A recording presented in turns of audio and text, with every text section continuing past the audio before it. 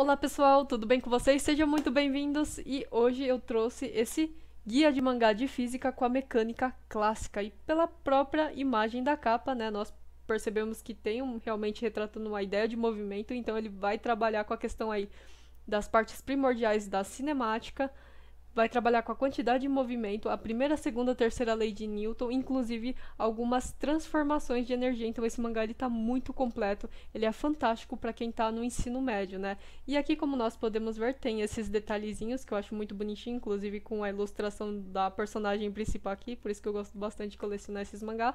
E aqui atrás nós temos um prefácio de quais serão os temas aí que serão retratados no decorrer do mangá. Então, como nós podemos ver logo de início, né, o mangá ele já vai começar logo com uma questão que foi objeto de prova aí da Megumi, que é essa personagemzinha principal, né, em que ela é uma grande tenista, como podemos ver, só que na prova, né, na parte conceitual, ela não vai muito bem, e essa questão ela envolve o quê? A terceira lei de Newton, e é uma questão que ela fica bem intrigada, porque pensando assim, e envolve realmente essa questão aqui de rebater a bolinha. Se realmente, quando rebatemos a bolinha tem a mesma força, por que essa bolinha ela não fica parada? E esse é o grande questionamento que ela tem na cabeça. Ela esqueceu da terceira lei de Newton, né, que é a lei da ação e reação, que tem as forças iguais, mas, né, os sentidos são diferentes porque cada força atua em quê? Em corpos diferentes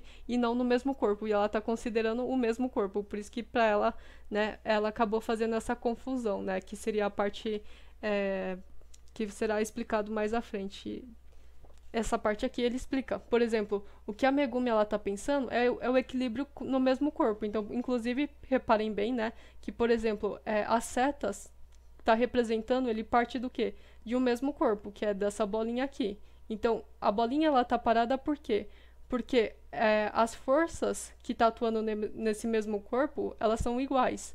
Agora, se quando a gente for fazer a lei da ação e reação, percebam que as setas, elas já estão partindo de corpos diferentes, não do mesmo corpo. Podem ver que, por exemplo, essa força que está indo para baixo é uma força de um corpo, ou seja, é a força peso que a bolinha faz na mão e o outro é a força que a mão faz na bolinha, né? Então são corpos diferentes. Aqui nós temos dois corpos, uma coisa é a mão, outra coisa é a bolinha. Tanto que a representação das setas, elas estão bem diferenciadas de uma mão para outra. E o que a Megumi só está lembrando é dessa daqui, do equilíbrio, que a força atua apenas em um corpo, né? Então por isso que ela faz essa confusão.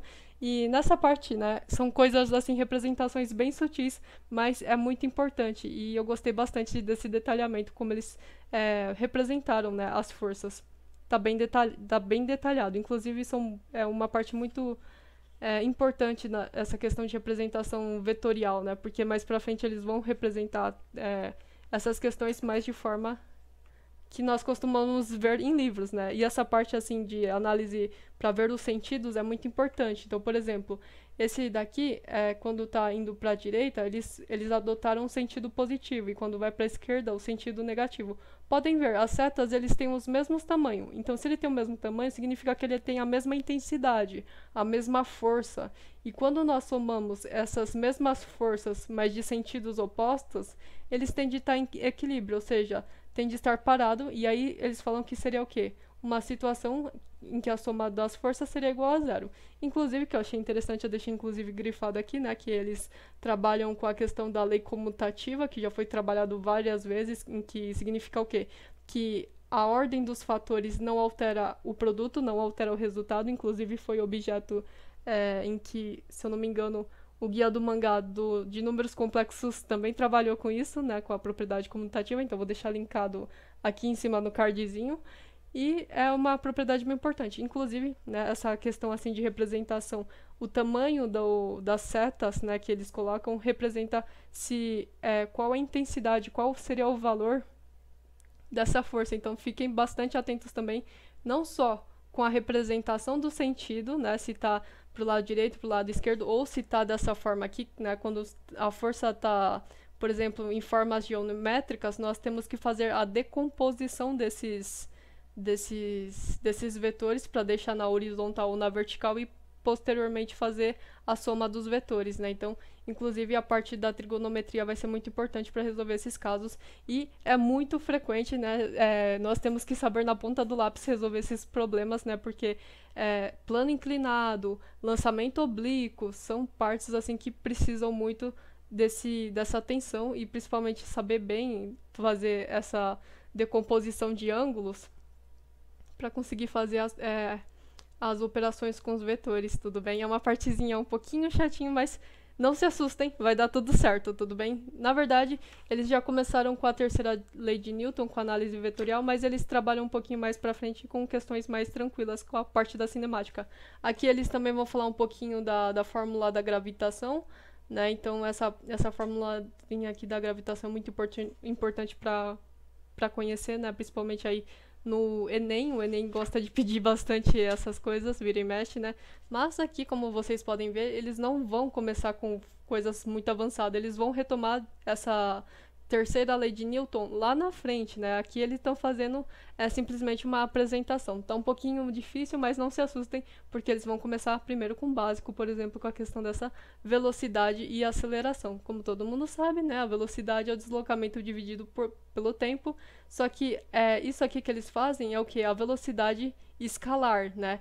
Só que depois eles vão falar que podem existir, por exemplo, deslocamentos que têm a mesma distância, mas pode ter sentidos diferentes, e aí seria realmente a velocidade. Então aí eles vão fazer essa diferença de velocidade e velocidade escalar. Velocidade escalar, o que importa realmente é o número. Agora, quando a gente fala em velocidade, o que importa também é qual seria o sentido desse deslocamento, qual seria, né, uma coisa com sentido e outra só com valor numérico. Então eles fazem essa distinção também. Inclusive, ele traz esse carrinho aqui para representar.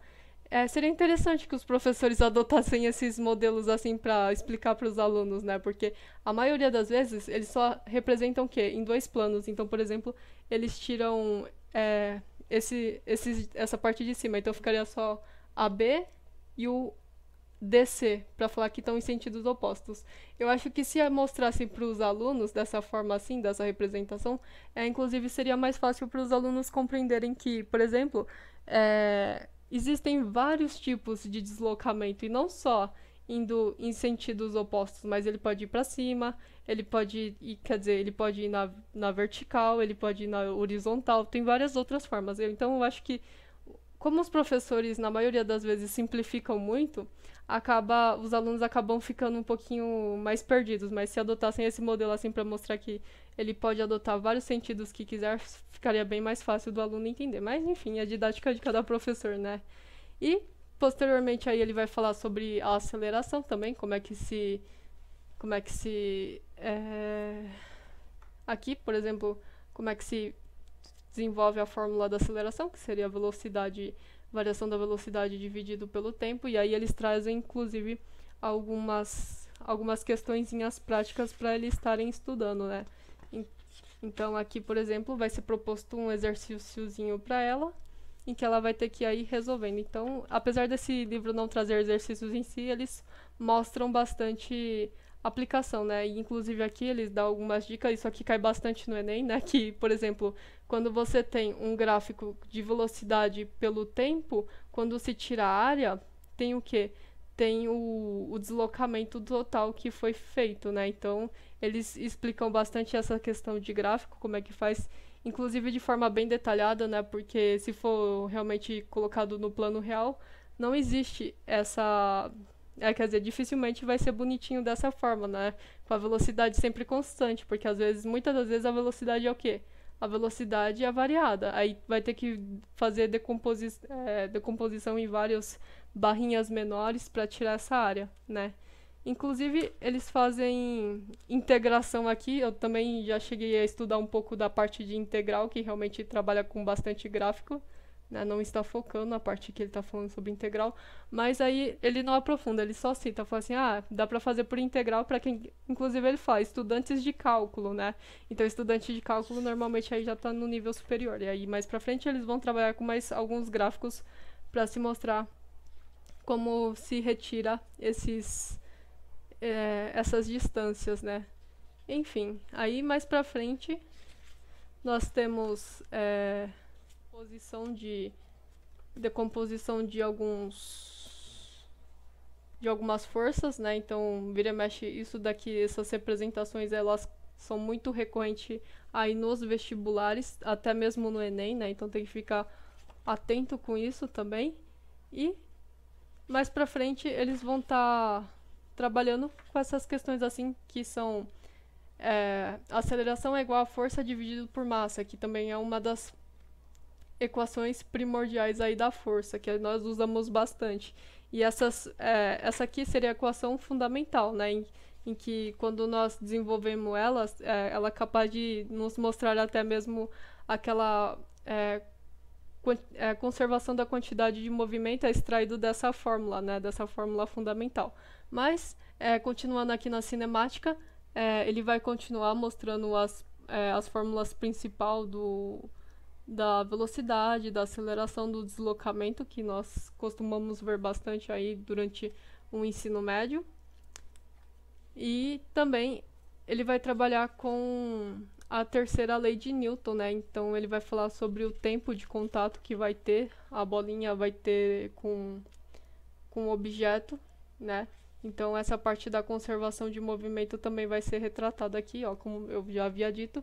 Essa fórmula aqui fundamental da força igual a massa vezes a aceleração, ele vai gerar aí a parte da fórmula da quantidade de conservação de movimento, né? Então essas partes, assim, eles explicam super bem, inclusive com a ajuda de gráficos também, que são gráficos que inclusive caem aí no vestibular. Então tem bastante parte assim também escrita, né, com a colisão elástica e inelástica. Isso daqui também cai recorrentemente, cai muito nas provas, então é importante saber, por exemplo, quando um objeto em movimento ele atinge um que não está em movimento, se vai se movimentar ou não depois da colisão, se vai deformar o objeto ou não.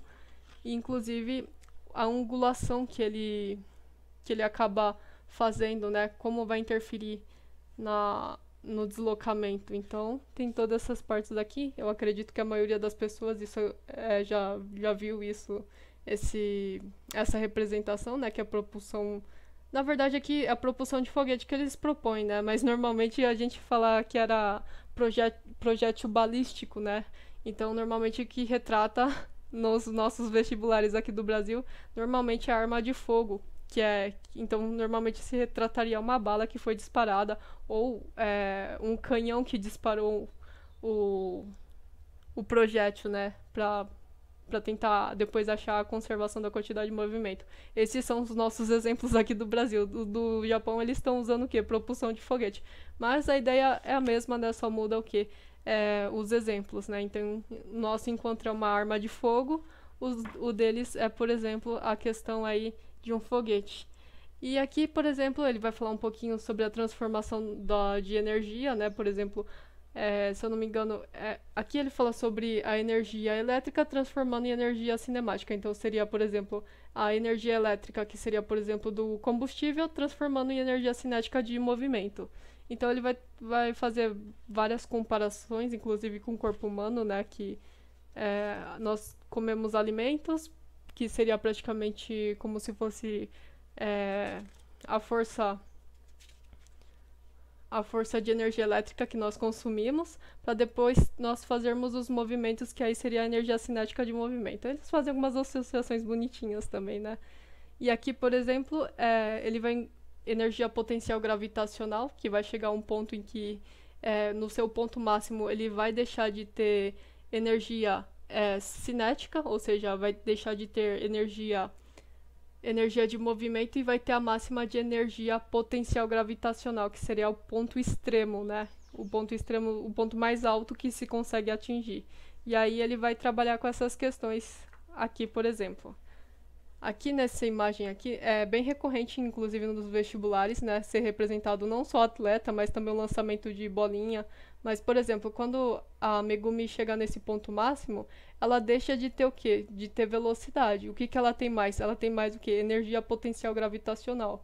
E aí é quando a gente começa a mexer com a conservação da energia mecânica, né? Aqui ele também fala sobre a questão da energia potencial elástica, se transformando em energia cinética, né? Então ele fala sobre diversas formas de energia que existem, não só a gravitacional, a elástica, a cinemática, ele envolve praticamente todos os tipos de energia e a sua transformação de uma em outra, né? Então essa formulazinha aqui, como eu falei, é da conservação de energia, ele é muito importante também para o Enem, né? São questões assim que tem que estar na ponta do lápis mesmo, certo? E, inclusive, ele vai trabalhar com alguns... Na verdade, isso aqui são esquemas, né? Que eles representam, por exemplo, para os alunos fazerem. Esse aqui seria caso recorrente da montanha russa, né? Em que nós temos que fazer a decomposição da velocidade e do peso e da força que atua. Então, realmente saber fazer a decomposição dos vetores nessas questões assim são muito importantes, inclusive também no Enem, vira e mexe acaba sendo exigido, né? Então, ele trabalha bastante com essas partes escritas, como podemos ver, né? Que não só na parte ilustrativa, então de uma certa forma ele reforça os conceitos e as ideias, eles traz primeiro de forma ilustrativa, de maneira de mangá, e depois eles trabalham realmente como parte didática, como se fosse um livro, certo? E aí ele trabalha assim com esses bloquinhos, inclusive ele também vai falar aqui sobre a força de atrito. Alguns vestibulares exigem que nós saibamos trabalhar com a força de atrito, porque vai diminuir a aceleração e vai alterar a força do objeto, né? Então, eu acho que no Enem eles não consideram, eles consideram no plano ideal mesmo, sem atrito, sem nada e sem resistência. Então, no Enem normalmente costuma ser mais simples essa forma de conservação de energia. Mas quem for fazer parte dissertativa de FUVEST ou até mesmo de Unesp ou Unicamp, vira e mexe essas coisas assim, a gente tem que estar considerando, porque eles exigem que nós colocamos no gráfico, nas contas, quer dizer, que nós consideramos nas contas, né? Então, por exemplo, aqui ele vai trabalhar realmente com plano inclinado, e aqui, por exemplo, nós temos que fazer a decomposição das forças, certo? Esse daqui, ele não está com a força ainda em decomposição, então nós teríamos que, no plano inclinado, fazer uma força de decomposição, então uma estaria aqui, por exemplo, para baixo na vertical e a outra aqui em cima na horizontal, que seria aqui, ele está considerando muito provavelmente seria o peso que estaria aqui para baixo, e aqui na vertical do objeto, né, é difícil ver na câmera, aqui na vertical do objeto aí seria a força, então o peso para baixo, no plano inclinado, sempre em relação, a gente faz a decomposição sempre em relação ao objeto, né, então a gente tem que ajustar o ângulo e deixar sempre na perpendicular para depois fazer a soma dos vetores, para ficar desse jeitinho assim como ele está mostrando, né? Dessa forma ele já fez a decomposição dos vetores, tudo certinho, aí depois é só somar eles e ver qual seria a força resultante, certo? E aqui nós temos mais gráficos que eles consideram como quando não tem um ângulo certinho, bonitinho, né? E aí a gente vai ter que ir ajustando esses vetores de forma horizontal e vertical, certo? Inclusive aí depois no final ela vai mostrar que ela conseguiu um desempenho melhor até mesmo nos esportes, por conta dela saber essas coisas de física, né? Então ela é como se fosse até uma inspiração para as pessoas estudarem mais físicas, inclusive os atletas. Mas enfim, essa parte aqui é muito importante, né? Como eu já havia dito, para quem vai fazer a segunda fase, né? Saber essa... como é que chama, na verdade, isso aqui? Não é potenciação potenciação, mas tem um nome técnico para isso, é notação científica. Se eu não me engano, isso aqui se chama notação científica, né? Então, por exemplo, quando a gente tem esse símbolo de milli é o quê? 10 a menos 3, né? Deixa eu ver se é 10. É isso, milli é 10 a menos 3. Então, mais ou menos, de pico é 10 a menos 12. Então, de pico até micro é bom saber. De pico até micro é bom saber. Aqui, cadê? De pico até micro é bom saber essas notação científica, porque às vezes essas potenciação, por causa de um 10 a menos ou um 10 a mais, que é o deslocamento da vírgula, faz nós perdemos as questões, né? Então é bom sempre saber essas partes.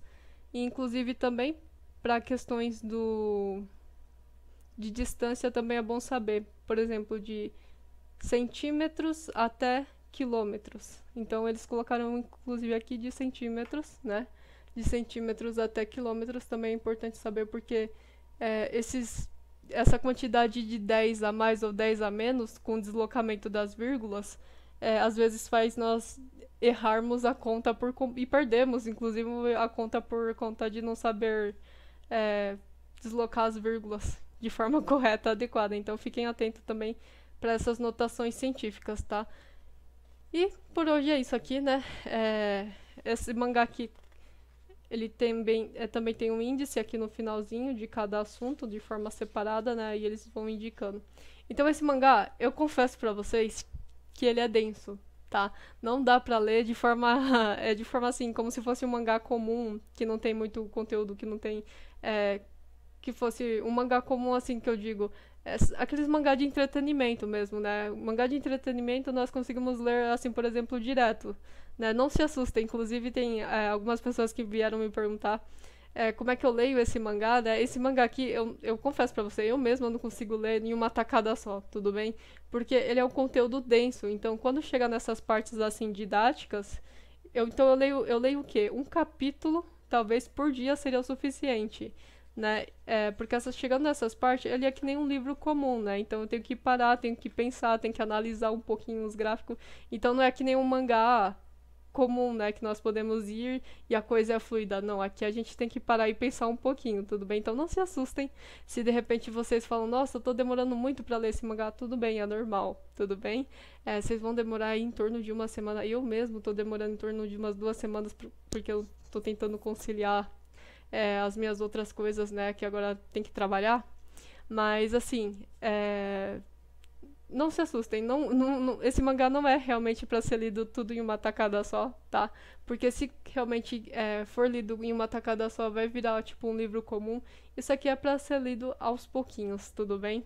É como se fosse, assim, um capítulo hoje, outro capítulo amanhã, e até se habituar com realmente com conteúdo, certo? E aí depois fazer exercícios também, que é muito importante.